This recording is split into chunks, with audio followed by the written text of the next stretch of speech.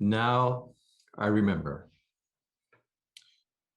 The freckled-faced, brown-haired little boy, less than 5 years old, is sexually assaulted by an adult that he depends upon and trusts. His world comes apart.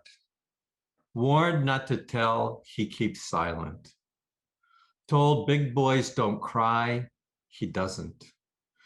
Told he is bad and it is his fault, he embraces shame. Dependent upon unsafe adults, he survives by taking the memories and locking them away. By the time he is 7, he's mastered the art of leaving his body behind. He learns to count numbers in his head until each perpetrator's assault is over. Then he locks the experience away, buried under layers of fear, pain, and shame. But memories cannot stay buried forever. They leak out bit by bit until he never feels safe and is unable to trust even himself. A reoccurring, shame-filled dream was the only hint of what was hidden. He forgot so he could survive. That is, until he remembered. Over 50 years would pass before I remembered. All my life, I sought answers for questions such as, why do I feel like an outsider in my own family? Am I so fundamentally flawed that I will never experience real joy? Will I ever feel good about myself? At the age of 33, I spent 18 days hospitalized for clinical depression, which did not provide the answers. Several years of therapy helped me to function, but did not resolve the questions. I concluded that a fundamental flaw in my makeup prevented me from feeling joy and contentment. I faked feeling excitement, joy, and contentment, so no one would know. Answers finally arrived in my 60th year of life, when my depression returned with a vengeance. My attempts to be a man, to be strong, to fix it on my own failed. At the encouragement of my wife, I saw my doctor, started medication, and found a therapist who specialized in trauma. For the first time in my life, I shared with her the shame-filled, reoccurring dream I'd carried since I was 7 years old. She asked the question which unlocked my memories. Were you sexually abused as a child? Was I? In the past, I dismissed the idea because I had no memories. This time, the memories came. I remembered. Over the next several months, they intruded into my life as snippets of scenes, physical sensations of violating acts, and overwhelming feelings of terror and shame, often leaving me curled up in a corner sobbing. They came and they came. In therapy, I learned to understand and manage the flashbacks. I reframed old painful memories and broke their hold on me. I was reintroduced to the brave little boy inside of me who learned to forget so he and I could survive. I learned to love him and protect him. I discovered what was lost and began to really feel sadness and joy, remorse and contentment without becoming overwhelmed and emotionally shutting down. I learned to wrangle my old nemesis, shame, to the ground so it no longer has its way with me. This is how I describe the experience of shame. What does shame feel like? Shame feels like the moment between slipping on the ice and slamming down on the sidewalk when time is stretched until the falling is frozen in anguished anticipation, powerless to prevent the inevitable crash.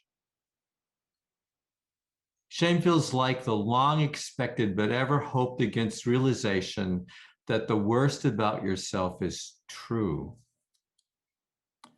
Shame is born of powerlessness, fear, and the longing to be loved. It twists guilt until it is no longer a vehicle for self-correction and relationship repair, but rather a tool of personal destruction, leaving behind a rubble pile of anguish and fear. Shame proclaims the impossibility of redemption, shouting, "Abandon all hope here." Shame is a powerful lie, but still a lie. Shame is not the last word. In my healing, I've learned that when I am open about my struggles, willing to share my feelings, admit I need help, and be more vulnerable, I experience greater intimacy, joy, and safety. Who would have guessed it? Why that works is still a mystery to me. My childhood abuse profoundly impacted my relationship with my wife, who stuck by me even when she had every reason to give up. When I was unbearable to live with, unpredictably lashing out with angry words, emotionally distant and unsupportive, her ability to see something good in me and not give up taught me the meaning of dedication and love. Sometimes, as I struggled with a painful memory, my wife cried. She cried for me and for the little boy who felt so all alone. One day, trying to make sense of her crying, I wrote this poem, "You Cry for Me." You cry for me. You cry for me. You cry. And when you cry, my scared 5-year-old in me cringes. Crying is not good. Crying is not safe. Crying never ends well. Crying is weakness. Boys are strong. Boys don't cry. Grow up. I'll give you something to cry about. But you cry for me. How is that? You cry not because of something I did to you. Your crying does not mean something bad is coming. It's not a tsunami warning siren. There is no tidal wave of anger on the way. You cry for me because of my undeserved dealt hand of life. Because I can't cry for myself. You cry tears I don't understand. I don't remember anyone else crying for me, but you do. And I almost get it. If I stretch my imagination wide and open the inner storm shelter, my sanctum against pain and vulnerability, I can glimpse the possibility such love is real. Only glimpse, a wisp of hope and potential for me to cling.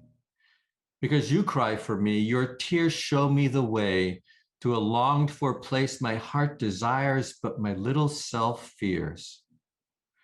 I watch you cry for me, and I hope. I have clung to hope. Hope is believing when the evidence is against you. Hope gives me courage to keep trying, to risk trusting others, to share my true feelings, my inner fears, and my painful stories. Hope empowers me to love.